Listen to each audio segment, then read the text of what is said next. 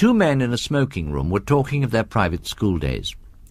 "At our school," said A, "we had a ghost's footmark on the staircase. What was it like? Oh, very unconvincing, just the shape of a shoe with a square toe, if I remember right. The staircase was a stone one. I never heard any story about the thing. But that seems odd when you come to think of it. Why didn't someone invent one, I wonder?" You can never tell with little boys. They have a mythology of their own. There's a subject for you, by the way, the folklore of private schools. Yes. The crop is rather scanty, though. I imagine if you were to investigate the cycle of ghost stories, for instance, which the boys at private schools tell each other, they would all turn out to be highly compressed versions of stories out of books. Nowadays, the Strand and Pearsons and so on would be extensively drawn upon. Yeah, no doubt, said A. Publications like that weren't born or thought of in my time. Now, let's see. Yeah, I wonder if I can remember the staple ones that I was told. First, there was a house with a room in which a series of people insisted on passing a night, and each of them in the morning was found kneeling in a corner and just had time to say, "I've seen it," and died. I've got one.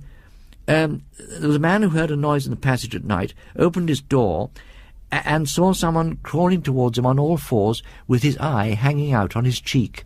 Yeah, there was besides, yes, let me think. Yes, the room where a man was found dead in a bed with a horseshoe mark on his forehead, and the floor under the bed was covered with marks of horseshoes also. I don't know why. Also, there was a lady who, on knocking her bedroom door in a strange house, heard a thin voice among the bed curtains saying, "Now we are shut in for the night." Well, none of those had any explanation or sequel. Yes, I wonder if they still go on, those stories. Oh, likely enough, with additions from the magazines, as I say. You never heard, did you, of a real ghost at a private school? No, I thought not. Nobody has that I ever came across. From the way in which you said that, I gather that you have. Actually, I do. It happened at my private school 30-odd years ago, and I haven't any explanation of it, although I've told it many times. The school, I mean, was near London. I first went there in September, soon after the year 1870, and among the boys who arrived on the same day was one whom I took to, a Highland boy, whom I will call MacLeod. I needn't spend time in describing him. The main thing is that I came to know him well. He was not an exceptional boy in any way, not particularly good at games or books, but he suited me. One term, perhaps it was my third or fourth, a new master made his appearance. His name was Samson. He was a tallish, stoutish, pale, black-bearded man. I think we liked him. He had travelled a good deal, and had stories which amused us on our school walks, so that there was some competition among us to get within earshot of him. I remember, too, that he had a charm on his watch-chain that attracted my attention one day, and he let me examine it. It was, I now know, a gold Byzantine coin. There was the image of some absurd emperor on one side of it. The other side had worn practically smooth, and he had cut on it, rather barbarously, his own initials, GWS, and a date, 24th of July, 1865. Yes, I can see it now. He told me he picked it up in Constantinople. It was about the size of a florin, perhaps rather smaller. Well, the first odd thing that happened was like this. Samson was doing Latin grammar with us. One of his favourite methods, perhaps it's rather a good one, was to make us construct sentences out of our own heads to illustrate the rules he was trying to make us learn. Of course, that's a thing which gives silly boys the chance of being impertinent, but Samson was too good a disciplinarian for us to think of trying that on him. Now, on this occasion, he was telling us how to express remembering in Latin, and he ordered us each to make a sentence bringing in the verb memini, I remember. Well, most of us made up some ordinary, rather uninteresting sentence, except the boy I mentioned, MacLeod, who was obviously thinking of something more elaborate than "I remember my father," or whatever. The rest of us wanted to have our sentences passed and get on to something else, so I poked him and whispered to him to look sharp, but he didn't seem to attend. I looked at his paper and saw that he'd put down nothing at all. So I jogged him again, harder than before, and upbraided him sharply for keeping us waiting. That did have some effect. He started and seemed to wake up, and then, very quickly, he scribbled down about a couple of lines on his paper and showed it up with the rest. As it was the last to come in, and as Samson had a lot to say to the boys who had written Memeniscimus Patri Meo, it turned out that the clock struck 12 before he had got to MacLeod, and MacLeod had to wait behind to have his sentence corrected. There was nothing much going on outside when I got out, so I waited for him to come. He walked out very slowly, and I guessed there had been some sort of trouble. "Well," I said, "what did you get?" "Oh, I don't know," said MacLeod. "Nothing much. But I think Samson's rather annoyed with me." "Why, did you show him up some rot?" "Oh, no fear," he said. "It was all right as far as I could see. It was like this. Memento putei inter quater taxus." "What silly rot," I said. "What made you shove that down? What does it mean?" "That's the funny part," said MacLeod. "All I know is it just came into my head and I corked it down. I mean, I know what I think it means, because just before I wrote it down I had a sort of picture of it in my head. I believe it means, remember the well among the four... what are those dark sort of trees that have red berries on them?" "Mountain ashes, I suppose you mean," I replied. "No, I never heard of them," said MacLeod. "No, I'll tell you. They're yews." "Well, and what did Samson say?" "Why, he was jolly odd about it. I mean, when he read it, he got up and he went to the mantelpiece and he stopped quite a long time without saying anything, with his back to me, and then he said, without turning round and rather quietly, 'What do you suppose that means?' I told him what I thought, only I couldn't remember the name of those silly trees, and then he wanted to know why I had put it down, and I had to say something or other, and after that he left off talking about it, but he wasn't looking a bit well." Next day MacLeod took to his bed with a chill or something of the kind, and it was a week or so before he was in school again. Whether or not Mr. Samson was really startled, as MacLeod had thought, he didn't show it. I'm pretty sure, of course, now, that there was something very curious in his past history. There was one other incident of the same kind. Several times since that day, we had to make up examples in school to illustrate different rules, but there'd never been any row except when we did them wrong. At last there came a day when we were going through those dismal things which people call conditional sentences, and we were told to make a conditional sentence expressing a future consequence. We did it, right or wrong, and showed our bits of paper, and Samson began looking at them. All at once he got up, made some sort of odd noise in his throat, and rushed out of the door. We sat there for a minute or two, and then, I suppose it was incorrect, but we went up, I and one or two others, to look at the papers on his desk. Well, the top paper on his desk was written in red ink, which no one used, and it wasn't in anyone's handwriting who was in the class. They all looked at it, MacLeod and all, and took their dying oaths that it wasn't theirs. Then I thought of counting the bits of paper, and of this I made quite certain, that there were 17 bits of paper on the desk, and 16 boys in the form. Well, I bagged the extra paper and kept it, and I believe I have it now. And now you'll want to know what was written on it. It was simple enough and harmless enough, I should have said.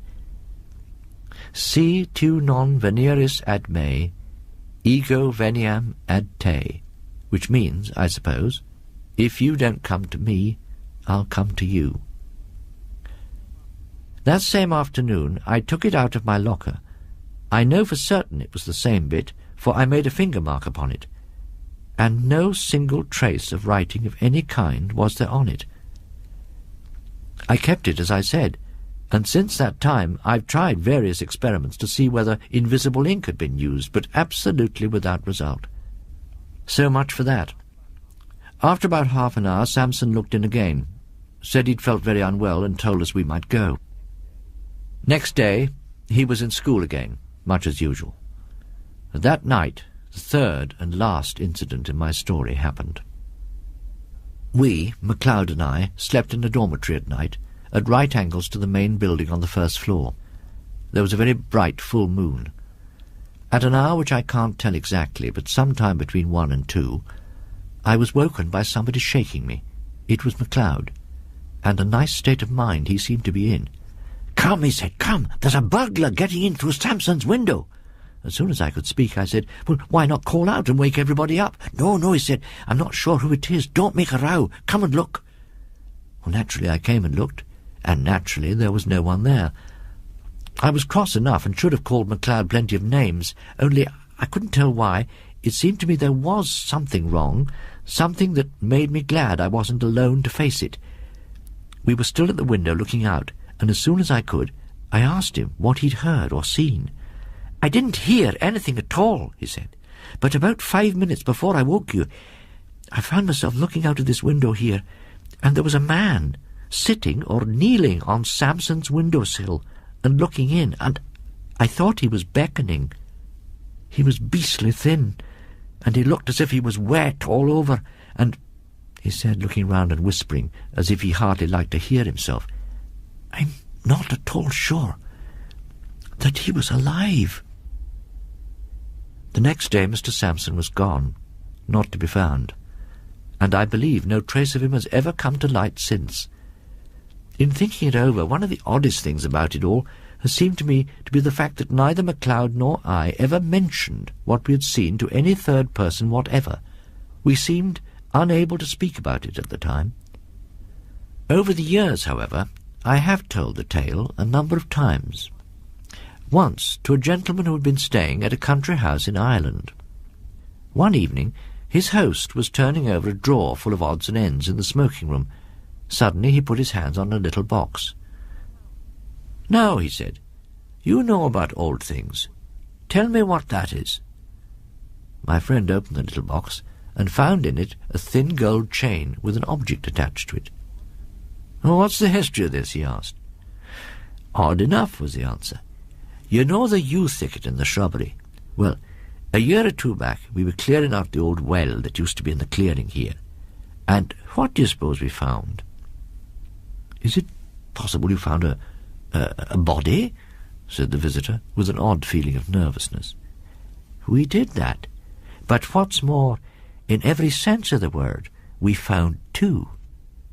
"Good heavens, 2! Was there anything to show how they got there? Was this thing found with them?" "It was. Amongst the rags and the clothes that were on one of the bodies. It is a bad business, whatever the story of it may have been. One body had the arms tight round the other. Oh, they must have been there for 30 years or more, long enough before we came to this place. You may judge, we filled the well up fast enough. Do you make anything of what's cut on that gold coin you have there?" "I think I can," said my friend, holding it to the light.